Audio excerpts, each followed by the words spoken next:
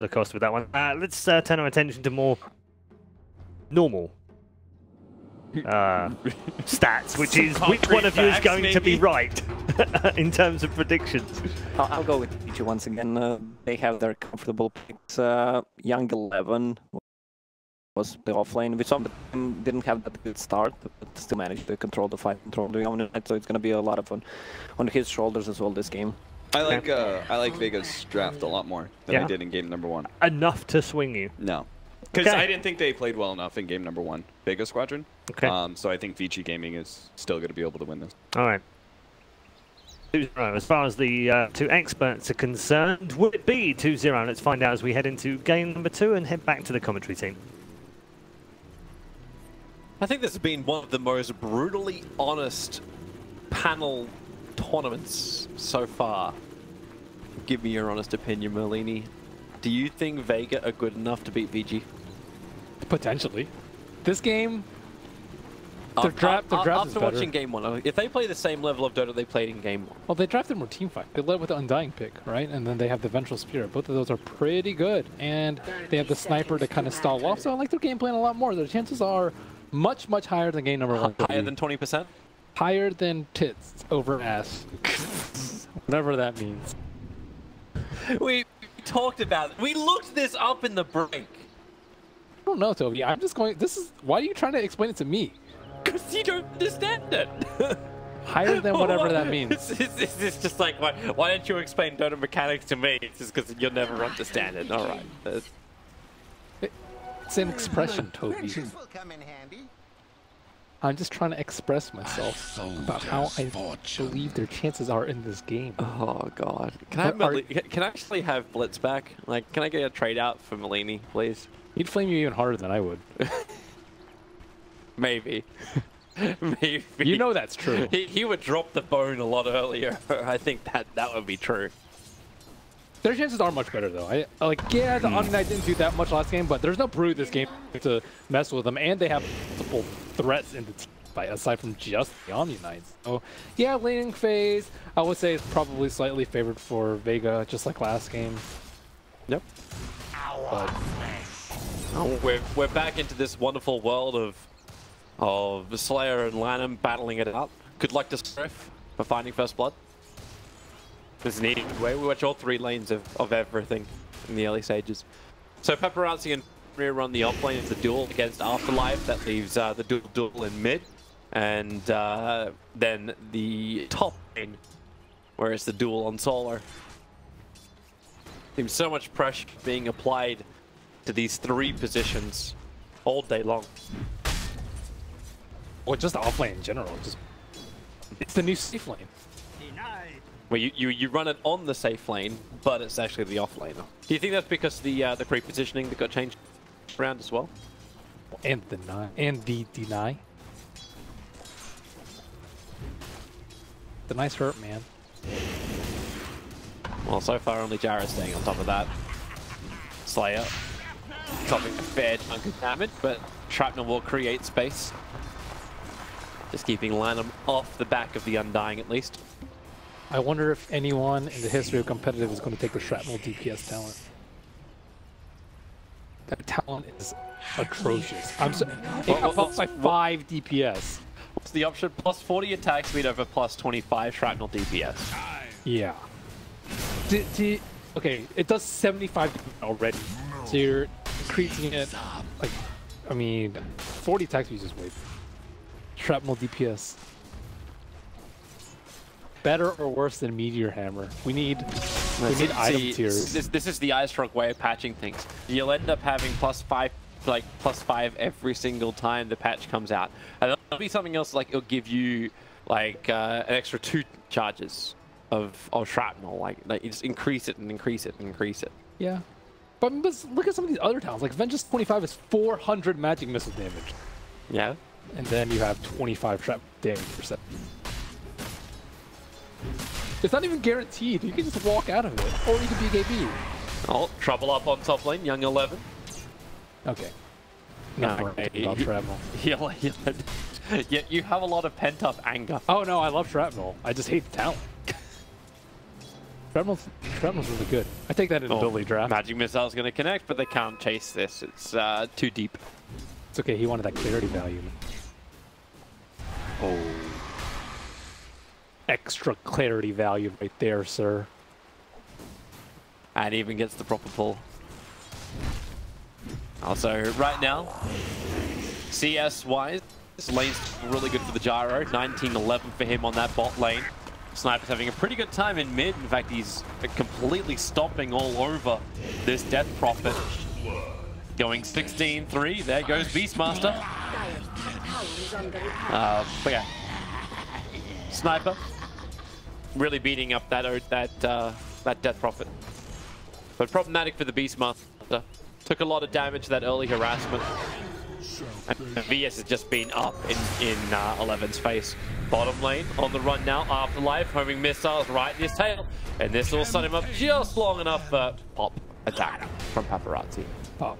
They got such high movement speed when you've got that bloodlust to work with too. And Gyro's already fast. And he has no degen. Wonder what build AfterLife is going to. Last game he went for drums and soul, or this game. Not sure what you go for. Not feed.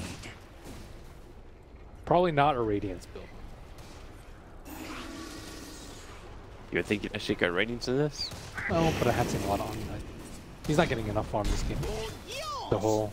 It seems like if this is going to be a proper team fight, then even more sustain is going to be a nicer option. Yeah, I just don't know whether it's like a Greaves or like a. Well, you could do the Greaves and then just work with the Soul Rip of the Undying.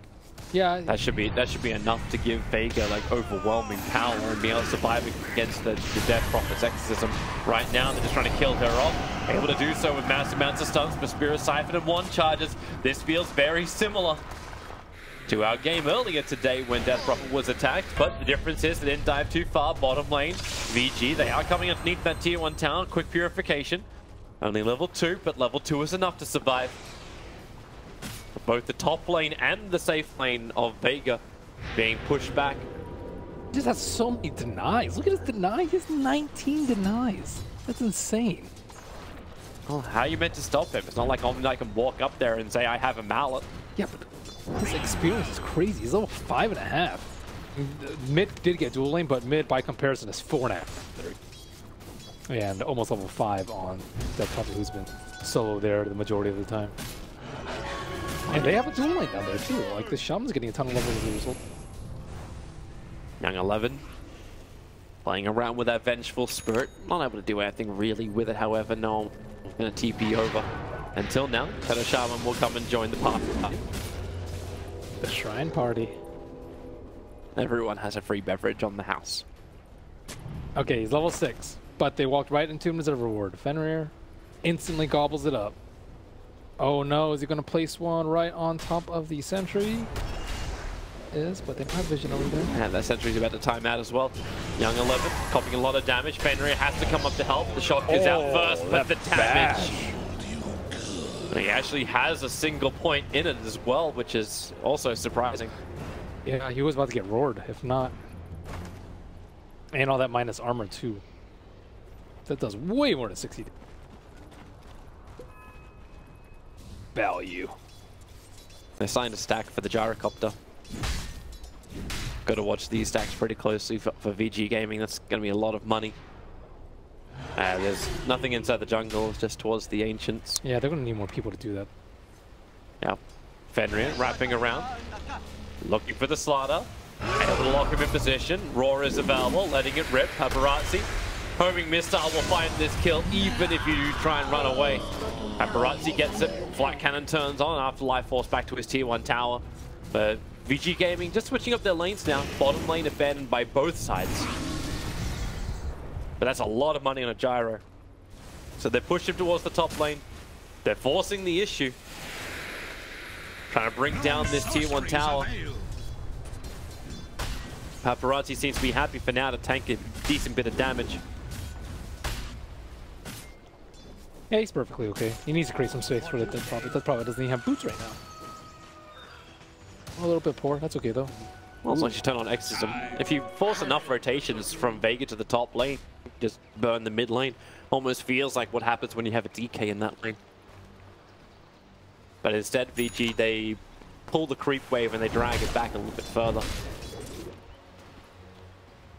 This can't be a fun lane for an Ogre. Getting misted up all the time by the Slaughter. That's his job. Be annoying. Tank up spells. They are going to smoke up top. Vengeful and Undying sitting behind an Omni Knight. That's not great, especially without swap. It's going to be a little bit tough. This is going to be during daytime. Maybe they can approach the long way around to the left side and catch him by surprise. But running straight up the lane is not going to work out for them. Paparazzi kind of filling it out. Oh, here's the fourth TP. Paparazzi moves away from the tombstone.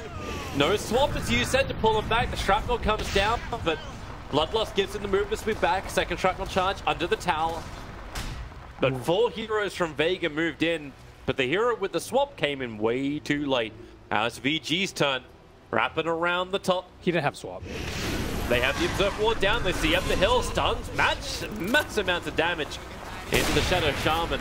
Paparazzi going to get assaulted, but he brings down the tombstone, clearing up the lane for VG Gaming to move a little bit further forward. Really? I don't know if that was a reason to dance, that fight. Oh, at least they got a free kill on the Shaman. Wasn't able to keep that ward up, sadly. Would have made things a lot easier for that push, but Vega fend them off and will just sit behind the sniper and stack up a little bit. Not sure who's going to do that stack, though. Yeah, it doesn't seem like... I suppose Sniper can kite it. Kind of, but they have the regen creeps. You're going to have to drop Tombstone maybe to kill it, or bring Omni Knight with the Purification. It's still going to hurt. I mean, the thing about it is you have to worry about Gyro taking it. You have to worry about the Shaman taking it. Shaman's almost level 6. I think it's definitely worth rewarding that stack if, let's say, you get the free mid T1 with the Exorcism. So they have to be a little bit scared. That's big stack with a max flag. Looks like still is lacking on a fair bit of damage. Yeah, it's going to take some time. They're already like half HP. Really quickly. Just focus them one by one. Paparazzi will have himself another flight cannon up in 3 seconds time. Okay, they're mostly full yeah, HP. They're full. They need something else here. That's Slime Lotus. They try and take it without like another big spell. But if he gets rid of all the regen creeps, this is still going to take forever. They already used a salve. He used 2 rounds of flags. There you go, LaNm. Thank you for him. Yep. Okay. Now they can finish the job. Third flag is a charm. Actually, he's not gonna... That's a long time. Sorry, you're the master of puns now. Third flag, man. Gives good level server towards LaNm, giving space for the supports to also get more room to breathe. Can't believe that bottom lane's being just left alone. Fenrir getting some levels. You can mass up more to push it down. Stack versus stack. Yeah, Tombstone's good. It's still just they don't have that much damage. They have the tank. But yeah, it's just a lot of farm trading. I thought there'd be a lot less of this with the movement of the shrines. This might need the shrapnel DPS. Yeah, okay. Okay, Toby. Well, there goes Tombstone. 3 heroes being committed to do this. Just seems like both sides are committing so heavily in order to get these flash farm in to get a critical item. SMY is completed for the gyrocopter. Oh, sorry, just the Yasha. Man, Aloha went for Mask of Madness too on the Ardar. I could see him easily getting blown up with Sprint on. That is a scary move. Where's my pension? Here they come. Oh, they see him. Snipe the bounty rune. AfterLife's on the run. There's LaNm. They wrap around the back. Massive force dropped by Fenrir. Gets a ward trap over from the VS. Swapped him out. And now it's Paparazzi. Caught. No, he does break free. The creep wave killed off one of them. But Paparazzi still on the wrong side of the tracks. Brought down. Fenrir shackled up Slayer. Just trying to keep that tombstone off the field for as long as possible. But it was not long enough. AfterLife on the double kill. Young 11, the next target. VG retreat back to the tier 1 tower, crushes out and with the mist, way too much amplification of the damage. AfterLife will claim his 3rd kill for this fight as VG lose 4. Yeah, hello, where were you, Death Prophet? That is the perfect opportunity. There's like not that many creeps. You're tower diving as 5 with exorcism. I think that would have been a completely different fight. GA was used very, very early on, and great ward trap, but they just actually did not have enough damage at the time. If they had the silence, they could have kept it there a lot longer, and you wouldn't have had that swap. But let's watch that initiation once more. So the TP comes in from VS. Fenrir reads it perfectly, and then Paparazi gets swapped in. Yeah, he actually gets obliterated on there. But the GA actually catches some of the creeps as well, so they waste a lot of damage from the wards.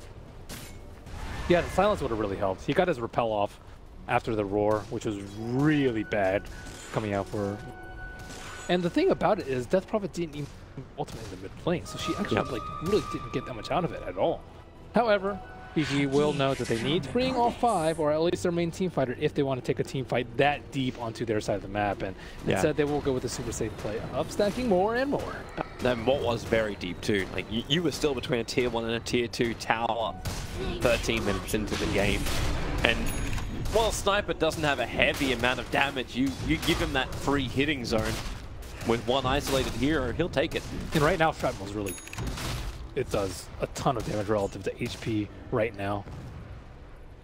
Later on, not so much. With DPS talent, maybe. With Shrapnel talent, maybe it'll have mid-game points. I think I've seen someone take it, but I was very underwhelmed by it. Well, VG are adding pressure to the bottom lane now. Bringing in the Death Prophet. They can keep pushing to the tier 2 tower if they want to. Exorcism is available. Paparazi is looking very strong as well. Only thing you're a little bit short of, I believe, is that Yule Scepter. Raw is out. Vengeful Spirit caught. LaNm comes in to help out. Even the extra Centaur stomping as the Beastmaster's extra creep. And VG actually turned their attention towards either mid or Roshan. Both are options for them. Blink Dagger up on Slardar. I not think they see it though. Blink and Mask of Madness. Be really good at solo killing people. Find them. Well, they have good vision on top of the dire side jungle ancients. Oh, here we go with the smoke behind the sniper. They want this T1 tower, but how are they going to get it? Oh, they're going for Atos Roshan Undying too. See that? They're actually moving in towards Roshan. They're starting Roshan. Looks to be a pretty good final Rosh. Well, Tombstone is down with the amplification. Still heavy amounts of damage to Roshan and no real answer coming in. VG. No exorcism has been cast. That is not value. And Roshan's going to belong to Vega. VG was too late. That Beastmaster Hawk was on the way, but it took too long to get there. Always something that you have to worry about with this minus armor. And that's the thing, the Omni Knight doesn't have to go for the medallion in this game because they have all these minus armors. They're might have just much better inherently at doing Roche and taking down objectives compared to last game. Omni Knight also going for a Blink Dagger after. Yeah, he's trying to keep up with the Slaughter when he jumps in. Be that second front liner. Anything which helps create space for the sniper. Hurricane Plank, Blink Dagger heals. Yeah, I think you can jump in there, get your spells off, and then not die, because they're going to be looking for him with the Hulk. That's how you want the fight to start off your music. You want to probably roar him, silence this Venge if you can, and burst him down. That's kind of ideal situation, and it's never going to go as clean as that. Soon to come AfterLife. I don't know. Does he really need a Blink Dagger though? I think the Venge swap might be just good enough to save him, regardless of the circumstance. But the other option we were talking about was him getting something more like Greaves, like Mech. That was the other option, but maybe he feels he's already got enough heal with his basic abilities plus the Undying. So I mean, even go the jump. He could go Solar Crest again. I think Solar Crest would be really good offensively with Amp. You have Wave of Terror and the potential Solar Crest. Someone could just die in less than the duration of one crush. Fortification coming out right now from Vega. They drum charge up, looking for this initiation. Repel as the smoke breaks. Slaughter still wants to move forward, but the sprint just wearing off, does not have that movement speed to close the distance. That board just saved his life so hard. Well played, 11. Well played. That 4 slowed down the SAR and stopped his blink dagger during the repel. I hate to tell you though, like, he just got double damage onto God, so the celebration may be very short-lived. He doesn't have an Aegis though. He's still like somewhat vulnerable if the Death Prophet can get him good, and if they can deal with the Omni Knight. He's not like invulnerable. No, not vulnerable, but still hefty amounts of damage. And then space tries to be created by Vega, the Boars, and Troll, slowing down Aloha, and trapping up God, who's happy to stand his ground for the moment. More mist, takes the Roar, Slaughter, down to half-life, back almost to full thanks to the Soul Rip. So forcing a reaction out from VG Gaming. I mean, look at this tower though. Is he really doing that much damage? Still really slow. They're not going to be able to wait out the stages though, not at least at this tower. It looks like they are not interested in fighting at all.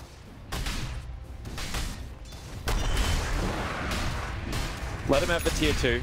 Don't fight into the Aegis. But they're not split pushing at all. There's no exorcism used to burn down the T2. There's no like ward drop on the side tower. It's just momentum. Like that's all they're doing. It's just momentum in a different lane. Yeah. And thanks to Young 11 showing himself down here, the ping comes out from Vega. We move down, we fight this guy, and then push bottom lane. It'll be very difficult for them to actually jump, but you know they have the farming items that they need. Maelstrom almost up on Sniper, he had the Mask Command of the Solar, so he can just do whatever camp he wants. And Vega looking to be in pretty good shape, taking a little bit slowly, but they're using the threat of their perceived superior team. I still actually think Veek's team fight is better, but with the positioning that they've had, with the Gyro dying that one time, and with Death Prophet not being able to get these fights, it looks like Vega currently have the stronger team fight. Yeah. Key. For now. Give it a little bit of time, VG can hit their stride, but Vega do need to make a couple of mistakes. Game 1, they were happy to oblige. Game 2, however, I'll look to try and make things just that little bit harder for VG. Snipers pick up a little bit more damage now, having the Maelstrom. So clearance is getting better and better for Vega. And I'd love to go for more kills. Even the Blink Dagger for the Omni Knight is now completed. The Repel up, too early on the crush. Young 11 hiding in the trees.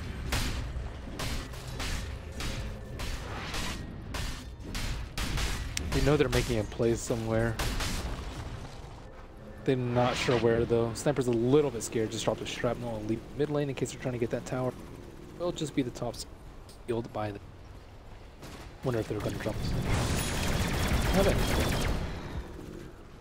Well, they already battled for vision around this area before, so maybe not feeling like it's required, especially when they can just five-man ball towards the tier 2 tower. Catapult still up, and the mass serpent ward's available as well, so...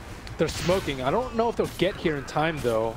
I do not... If they can wrap around the side, they can just nail Young 11. Yeah, but they don't have the glyph. Looks like they're going to back up before then. Here's the movement speed from the Slaughter.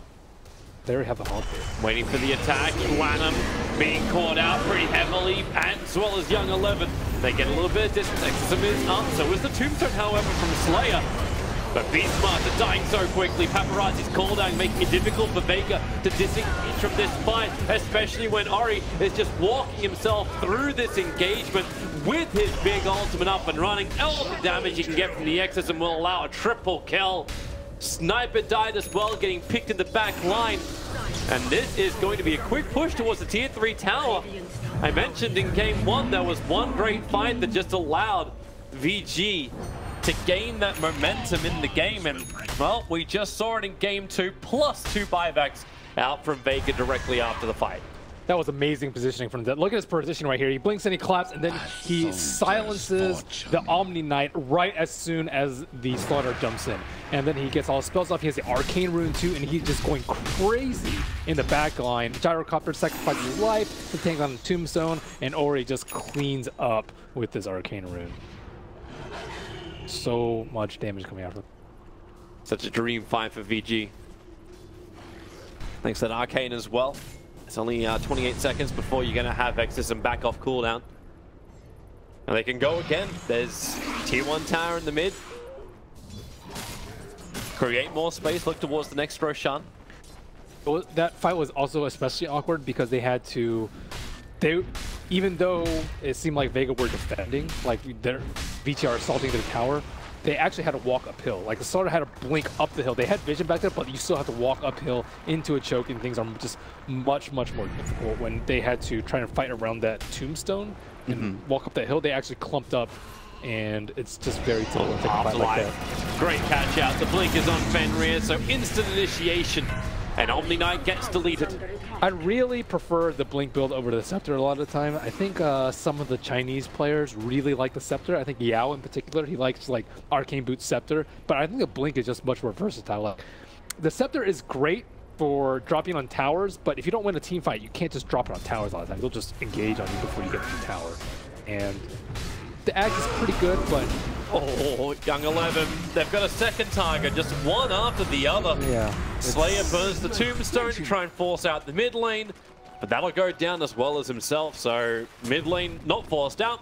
VG will do the counter push with Necros and minions. One of the big downsides of having a Slaughter in position 1 is just that he can't farm quickly, and because of that he can't gank as efficiently because he needs to keep his farm up. So he just, you know, he has to farm for his BKB, he really needs it, but at the same time there's no threat around the map when he's just busy farming Asians. These double TPs, silence onto the Vengeful Spirit. Still got the tower. Worth. Yeah, as long as you don't lose anything else, sure. But for now, VG's just taking objective after objective. BKB does not make him that safe in the team fight.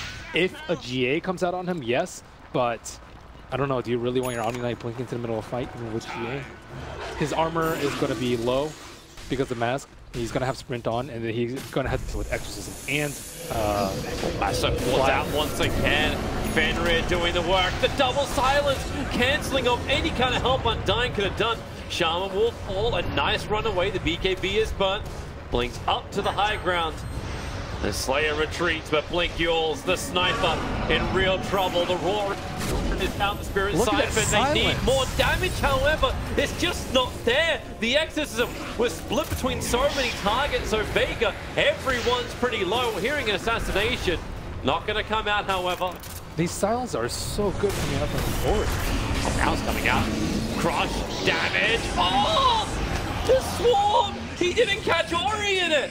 He needed one more attack and the Slaughter would have got the big kill. But he pays with his life, initiating in almost suicidally. And now they have to deal with double of a butterfly on top of the Solar Crest. So now you have to start thinking about, what, MKB maybe at some point, but Sniper really needs BKB. Slaughter doesn't farm that well, he just died. If you go BKB on God, like I don't know if you really win this game. Like it almost feels like you have to go Glass Cannon and rely on your other teammates to still be those buffers. But then you're not winning the Vision game to actually have those buffers in the right position. Yeah, it's just a really tough position. The thing is, they don't feel safe even with these two defensive heroes. Like the Omni Knight and the Venge are supposed to be pretty good at protecting cores, but they still don't feel safe. They still have to fight BKB. So network doesn't look that bad for Vega, but because they have to build two BKBs, and VG don't have to build BKBs at all. Gyrocopter actually just completely skipped it in favor of Butterfly. So Gyrocopter is typically thought of as a BKB. It's mandatory on this hero, but not this game for him, and he's able to get away with it, and his net worth is going to continue to skyrocket, and his damage in the fight is going to be way higher than Sniper because... Did he go for the fight talent? Yeah. That fight talent seems a lot. More and more hits. Yeah, and now going to go into Satanic as well, so a lot of survivability come in the way of the Gyrocopter. As you said, bypassing that BKB. Roshan is up and available. VG haven't done it yet. Exorcism is still not up and running, so they do not want to have a fight. I really like the Manta. It used to be... Okay, Exorcism just came back off cooldown and they jump in straight away. This time it is going to be the silence and deleted. But the damage output so high to bring down that Death Prophet, but it's still not enough. Not when Paparazi has the perfect position on the high ground. An ultra kill for him. 4 heroes from Vega pushing up the daisies, and they draw a line down the mid to take a beeline to the tier 3 tower. Yeah. 5.7k damage from Paparazi. Yeah, his damage was crazy in that fight. He didn't even use all the flag charges. He only got 7 flag hits off before everyone just died. Look at that positioning. Oh my goodness. That was insane. And the thing this tells me too is that Vega don't really trust their supports. Like I think you, as you mentioned, you just have to not be PPV. Like you have Repel. Yeah, it makes you invulnerable, but who cares if you're invulnerable if you can't do any damage? Like, these heroes aren't really dropping low. Yep. And imagine once he gets Satanic, that he's just going to be unkillable. How are you going to have the damage to deal with this at all? You need MKBs, you need just more damage in general in order to, like, if we can see the damage dealt at the end of the game, I'm sure Paparazi is just going to be crazy high. Yeah. He doesn't care about dying because he's going to get the damage off and the rest of his team's going to clean up. It was a perfect example at that fight where he killed the Tombstones, died. He was still flagging people, and then Ori was able to clean up because everyone was already so low. But on Vegas, like, okay, you beat, and then what? I still find it amusing though, like, okay, so yeah, Vega didn't have their sniper, so they didn't have the damage coming from him. But Death Prophet was deleted just as quickly. Like it was a 1-for-1 trade-off in that 4-4 situation. Paparazi just wins. The Hawk sees all. The Roar is out, however. Vengeful Spirit was trying to create a little bit of space, but the call down from Paparazi with the vision, the flag cannon damage. He's killing him on the other side of the bloody pit. You can't escape from this. The stats are around, but Paparazi, kill after kill after kill after kill. He's murdered more. Actually, he may actually be the man that murdered the PC. He has done so much damage here. 4 heroes down from Vega. You don't even need Roshan. They're coming for the GG push. They want the 2-0. They want the 3 points. And right now, it looks like they're going to get it. As much damage as he's been doing, I think a lot of this has been set up by 11. Like that Hawk in that fight was particularly good. The fight where he also like tanked up the Sora crutch and had the Hawk to pop the smoke. It has been really big for them. I would actually kind of put him as MVP, then Fenrir after that, in terms of their contribution and what they did to help them win this game. It's those supports where you have the confidence in them. As you said, like you don't have that in Vega, and it's really highlighting it heavily. Yeah, they're playing like they don't have an Omni Knight on their team. They're playing like they, you know, they're just scared. You know, you can't play like, you know, you're the big badass in the room who's whooped everyone's ass. Here's your honey build. The double butterfly is now in the hands of the Gyrocopter. They're combining it up with the double damage rune. Double butterfly is much better now that MKB has been changed. They actually got, I believe they got the MKB onto, yeah, they did onto the sniper. Yeah. So he bought out for this. He moved away from the BKB. Yeah, that is completely the right choice, although I would have preferred it if he didn't actually go for the overclub, but he realized, yeah, no one's dying. Who's going to do the damage? Sauter's there to amp people. You know, he's not the best position one at just purely dealing damage because he gets kited so easily and he is very squishy with his build. So it's really just all a sniper. If they have Venge to back him out, they have Venge to protect him, they have Sauter amp to do damage, but, you know, if he has no damage items, no. Triple catapults. I thought Paparazi may try and force the issue just because he had the tail end of the double damage rune, but no, he can't get in a good position. You need vision to flag people down. So unless he's on top of the hill, then he's not going to be able to do that. It's a smart move by them. Yeah, they're really far ahead, but with a DD, yeah, you can do that. Yeah, you can just walk up the hill. He's still doing, like, it's 358 damage a hit on this gyro, and well, okay, this is one way to get the vision. Smoke getting, then go high ground in through the mid. Once you win the fight here, VG, they know they've won the game. Yep. Oh. Countering what? I still think they can take the fight here. They're just so there's far Fenrir. Blink, Hex, the Roars into the back lines, keeping the VS out of this fight. XSM is up and running. They're looking for the kill onto AfterLife, bringing him out of this, but Paparazi with the fly cannon damage. He killed off the Tombstone, but he almost killed Slayer along with him. The Shrapnels are slowing him down, but remember Paparazi, he wants to die. He welcomes it because he has the double damage rune. He wants a lock faker inside their base, while the Megas are now claimed here by VG. Ori did all the work to make that happen. And the tier 4 towers are falling. Vega, they just want to wait this up, but they can't do it. Ori blinks in with the Sheevis Guard. So much slow, so much damage. Regenerates all of it, however, with the Exorcism and Paparazi. Well, there goes the Angus Immortal anyway, but there goes the game. This is GG. We need wands was the last thing out from Vega. And rightly so, they needed the vision game, but once again, Beastmaster, a critical player in the series today, just see all, kill all.